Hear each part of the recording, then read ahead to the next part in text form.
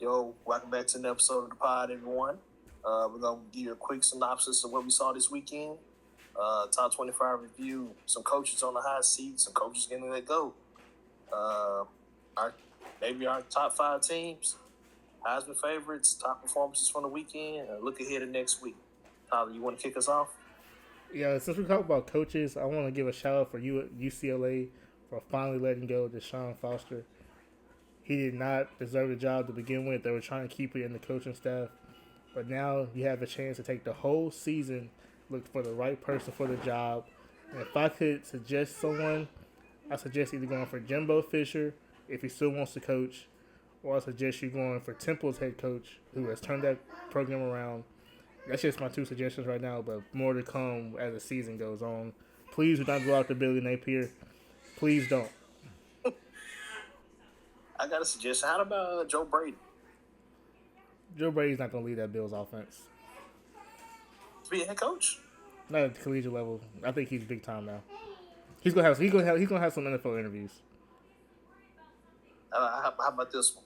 This just pulling out of. I heard his name. Heard he want to come back to coaching. Heard he want to do college.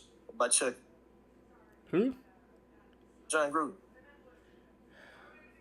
I can't have a racist on my team. I'm sorry. He calling people monkey and stuff. I can't have it. Not on my team. Allegedly. He was found guilty. Allegedly. We not finna get sued up here. Allegedly. Anyway, nah. I mean, I'll take a reminder if he wants to come back, but I doubt he comes back. There are so many problems with the UCLA team. I think it's a structural thing. I think it goes above the head coach. Like, I don't know what the NIL situation is, but you in LA. You should be able to pick a receiver out of a tree to come down there and play ball. Mm-hmm. You should be able to get some offensive linemen to come to your school. You should always have a dynamite quarterback in-house.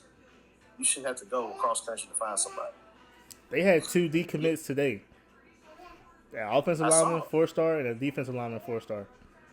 Shout out to Johnny Jones, out there at IMG.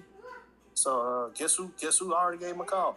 Miami Hurricanes, team that he was in for before he went to UCLA. So let's see how that happens. Let's see how that goes. If we talk about another coach that got let go,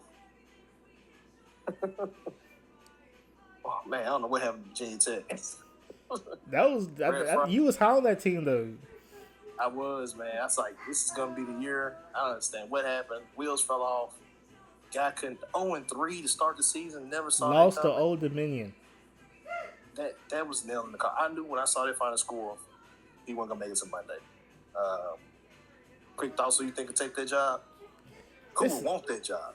I think nobody wants that job because it's so bad. Like you're gonna have to get a coach from the FCS level or a D2 school to come up there and try to turn around to get it jumping off. But I don't see nobody going after that job. They might go for Lincoln Riley if USC lets him go, or if he leaves USC because I don't think USC is gonna keep him much longer because they've been underachieving these last couple of years. But how right now though? Yeah, they ain't played nobody yet. So let's wait because we know Lincoln Riley will fall apart. I think that Virginia Tech is in a good spot. I mean, you're in the ACC. You're going to have those every couple of years. You might have a tough schedule, but not every year is going to be a juggernaut. You in Carolina. You're close to the Carolinas. You're close to the DMV. You're close to Florida. You should be able to get some of those players. You're close to the Midwest. You're in a good spot. I think you can find players. You're in the bluegrass area.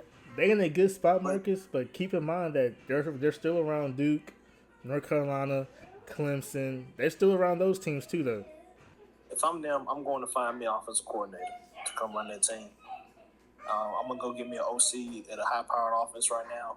And the main guy that I see is Shannon Dawson out there in Miami. I think this would be a good spot for him to come in there and set his foot to his first head coaching job. I think that'd be a good spot for him. He'll be at a big-time conference, and he'll have players at his disposal to get the job done, in my opinion. We'll see, man. That's two coaches already let go 3 weeks into the season, or 4 weeks, I should say. We know who's next, right? Well, I don't know. I think it's over under between these two guys. You know who's next. If he lose, I'm gonna sign him. if he lose next week, he gone. They can't start 1-3. I'm gonna sign on Billy Napier at Florida being the next head coach out the door. In 2022, they were 6-7.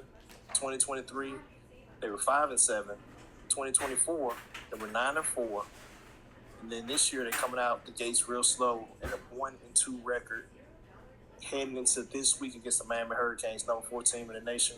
If you just break down their record, he is 5-14 on the road. 5-14. Can we keep in mind that they fired Dan Mullen for this guy?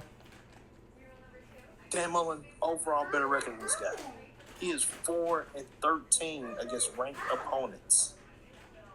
3-10 against their rivals, which consists of Georgia, Tennessee, FSU, LSU, and Miami. 3-10. Those are the type of that's the main stat that will get you fired. Are you going against a rivalry game this week against a hot team? And they lost. You in trouble. I'm shocked they kept him out for the USF game. I'm really shocked by that. Well, they got the chatter started after this 5 interception performance by DJ Lagway.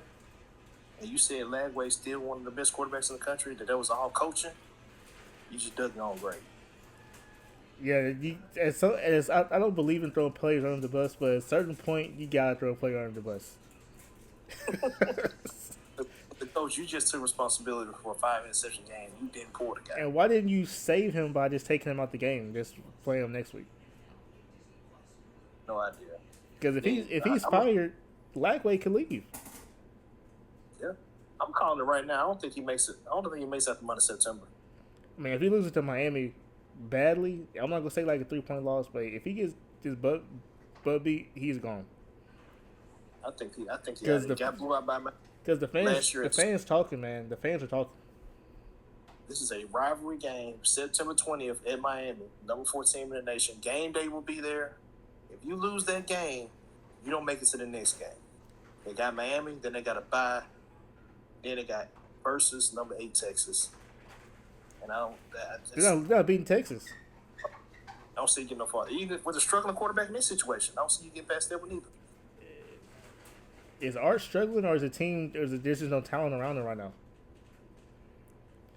Still waiting to go to receiver. Look like it's gonna be Livingstone. Got 8 catches for 3 touchdowns. It's not great, but he looks like the guy right now. Art 6 touchdowns, 3 interceptions. 2 against Ohio State, though. 2 against Ohio State. I think he was the leading rusher too on the team right now. So that's got to change. But back on Florida. Next 5 games, Miami. Then you got a bye. Then you got Texas. Then you got Texas A&M. Then you got Mississippi State. Then you got a bye. Then you got a Georgia. Where's the victories? Thank you. There are none. You can't call Mississippi State a victory. This a new Mississippi State team. This a new team. I don't see a victory coming up for them. So is Florida going 1-7? Look like it. They got the blossoms. They don't look good, man. It don't look good for them boys right now. They should be LSU because LSU didn't play their best. They did not. And can we talk about how Brian Kelly's saving his job? He heard us talking about him, didn't he is coaching his butt off. Shout out to Blake Baker, man, defensive coordinator over there. He got them boys humming. He got all the weakest boys on the playing linebacker. Man, those guys can create turnovers every time you look at the screen. Offense always such a short field to work with. When they got this short field, the offense can't be stopped. So shout out to LSU, man. Probably one of the top 2 or 3 teams in the nation right now. Not my top 2 or 3. Not even my top 5. So. You better not have Penn State in your top 5. You're not gonna no, they're not in my top 10. Wow. You know how I feel about the Lions. Go ahead. This might be a hot take, but one more coach I think on the hot seat, gotta be Coach Prime, in my opinion. I'm not gonna say hot seat because this is his first year without his son. I'll give him another year. But mentally, I think he's checked out. Yeah, that's the thing. He ain't. I don't think he's fully there invested in the team right now.